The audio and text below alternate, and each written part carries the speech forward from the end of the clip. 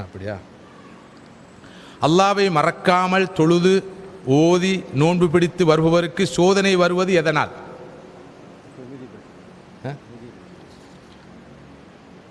அது அடுத்த கேள்வி. சோதனை வருவது எதனால்? வாழ்க்கையின் யதார்த்தத்தை தெளிவாக புரிந்து கொள்ள வேண்டும். அல்லாஹ் சொல்கிறான், அல்லதி ஹலக்கல் மௌத்த வல் ஹயாத்த லியபுலுவக்கும் ஐயுக்கும் அஹ்சனு அமலா.